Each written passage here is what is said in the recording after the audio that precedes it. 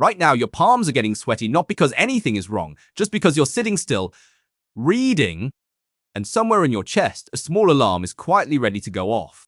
And it has been ready for 2 million years. Most people think evolution is something that happened. Past tense, finished.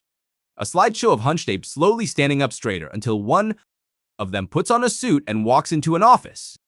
Ben's eerie, but that's not what happened, and the real story is far stranger. Your body is not a finished product. It's a construction site. Every organ, every reflex, every strange craving you have was built for a world that no longer exists. You are quite literally walking around in ancient equipment. Take your spine. It's a marvel and a mess at the same time. Millions of years ago, your ancestors' spines were built horizontally, like a bridge, distributing weight evenly across 4 legs.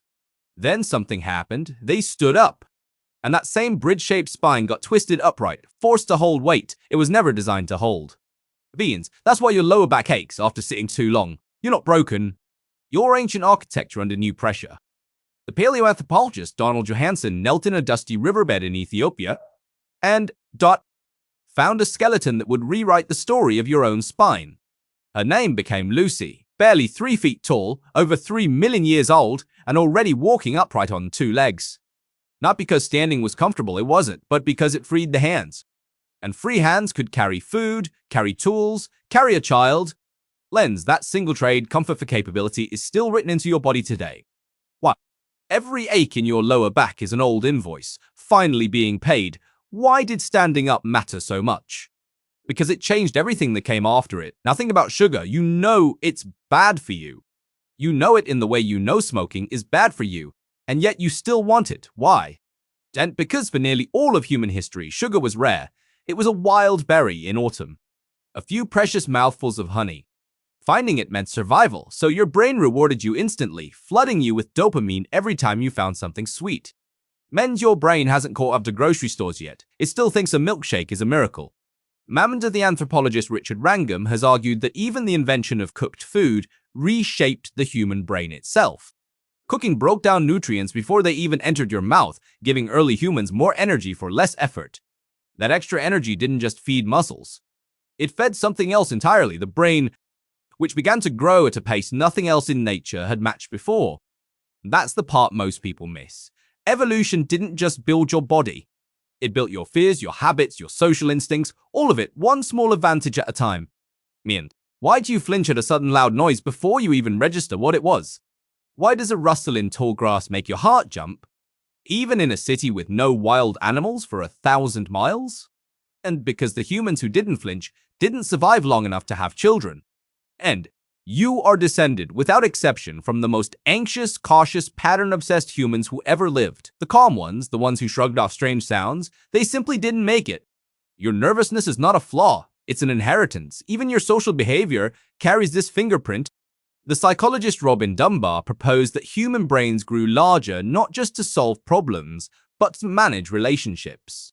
Tracking who owes you a favor, who might betray you, who's trustworthy and who isn't. Dunbar's research suggested humans can only meaningfully track around eBay relationships at once, a number that still roughly matches the size of small hunter-gatherer bands from tens of thousands of years ago. But land! Which means every time you feel exhausted after a big party or overwhelmed scrolling through hundreds of online connections, that's not a personal failing. That's your brain running software built for a village, trying to process a city. Debate. So what does that mean for you today? And it means the discomfort you feel isn't random. Your anxiety in crowds, your craving for connection, your exhaustion after too much screen time, your body isn't malfunctioning. It's mismatched. Built for savannas and small tribes, dropped into skyscrapers and group chats. Here's the strange part, though. This mismatch isn't a life sentence. Because evolution gave you something else, too, something almost nothing else on Earth has in the same measure, the ability to notice the mismatch itself. The gazelle doesn't know its instincts are outdated. A lion doesn't question its own hunger. But you can. Right now you're doing it. You're recognizing that the alarm in your chest, the craving in your mouth, the ache in your spine, they're not commands. They're suggestions from a very old committee that never got the me. And once you can see that, you're no longer just reacting. You're choosing which craving to indulge, which fear to override, which ancient reflex to finally set down.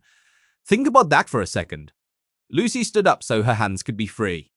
And 3 million years later, your mind stood up too, so it could finally look at itself. That's the real chain, not fish to ape to human, instinct to awareness, choice.